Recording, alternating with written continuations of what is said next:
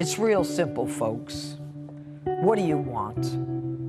Should America be a nation state? Should we be a country defined by borders? Or should we simply be a repository for anyone who wants to come here? Should we be a refuge for the rest of the world to come for education, health care, housing, food stamps?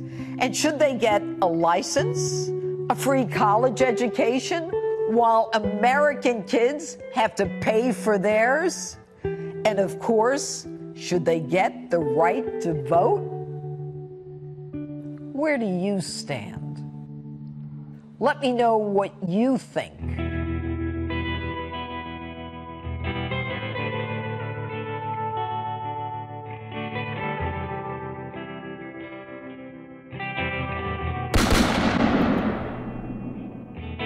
I've told you before, being a leader means making tough and many times unpopular decisions.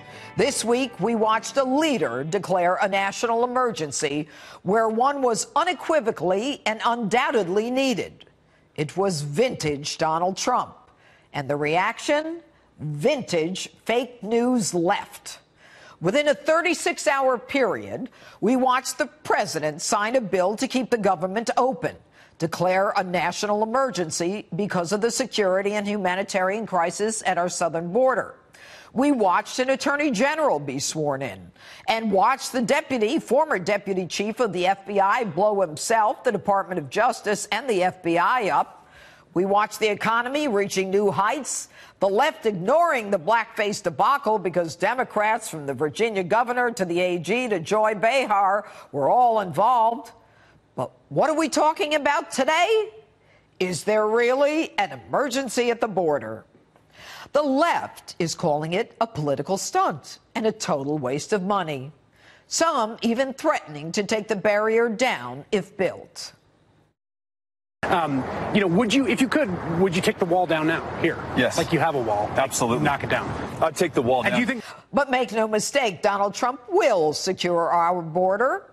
The left are lying to you when they say there is no crisis, that the president is concocting the nation's immigration emergency.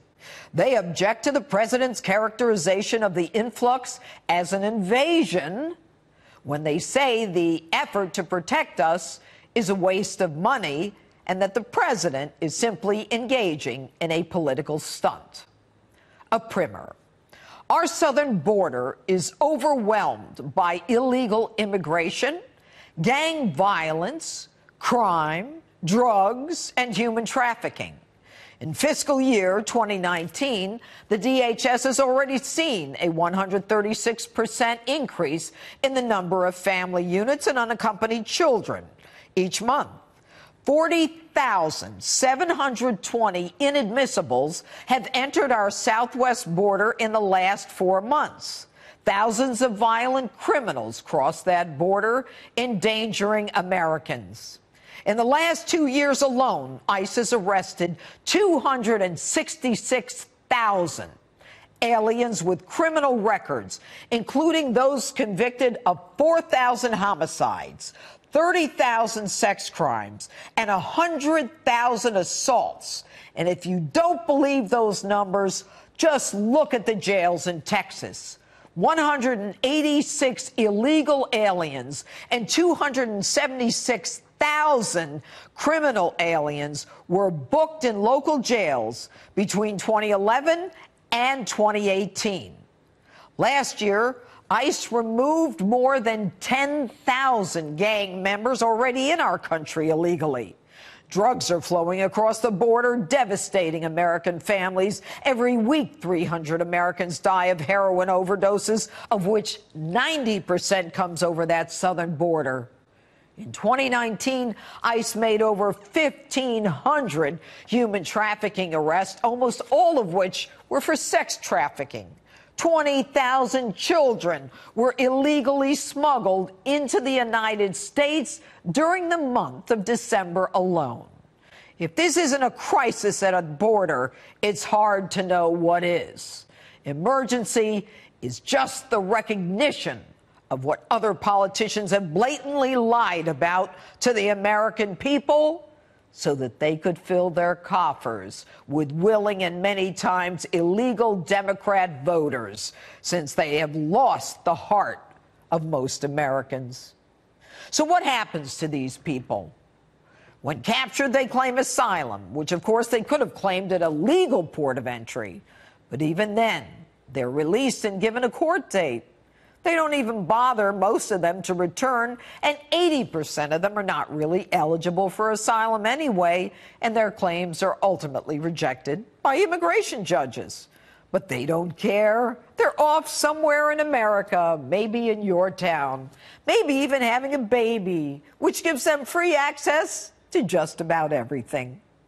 Now, the president did everything he possibly could before declaring the state of emergency. And if you want to criticize anyone, criticize Congress, who dilly-dallied since 1986 when President Reagan declared the last amnesty. They are so jealous of the other party, as well as this outsider president, that they refuse to give him a win when their concern should be about giving the American people a win. They refuse to even consider that every day they refuse to negotiate or work on our behalf, 130 Americans died from opioid overdoses, and 90% of the heroin comes across that border. The left, however, instead of recognizing the danger to Americans, is determined to do nothing but criticize President Trump. So it was an emergency every time a president of the United States couldn't get what they wanted from Congress. We would be in a constant state of emergency. I think all of us will come to regret this. It is not the right way for the president to try and end run Congress. I think the only national emergency is the humanitarian crisis that President Trump has created at our border by separating families from children and treating people who need our help inhumanely. I think this is manufactured. But in the end, the president is right. We will have a national emergency, and we will then be sued, and they will sue us in the Ninth Circuit, and then we'll get another bad ruling, and then we'll end up in the Supreme Court, and hopefully we'll get a fair shake. I can't imagine that the Supreme Court would not support the declaration of an emergency, given Congress's repeated failure to act, the president's repeated attempt to make the Democrats act. All these presidents have declared national emergencies. Now listen up. I've got news for you doubting Thomases. This president is on firm legal ground. Both the Constitution and Congress have given him the right to declare emergencies as an executive action. Youngstown versus Ohio, 343 U.S. 579. According to Justice Jackson, the president is at his zenith of power here, where Congress has delegated to him the authority, and his own authority is at its maximum. He possesses his own right, plus all that Congress has delegated. In these circumstances, and in these only, may he be said to personify a federal sovereignty. It's real simple, folks. What do you want? Should America be a nation state? Should we be a country defined by borders? Or should we simply be a repository for anyone who wants to come here? Should we be a refuge for the rest of the world to come for education, health care, housing, food stamps, and yes, even Social Security?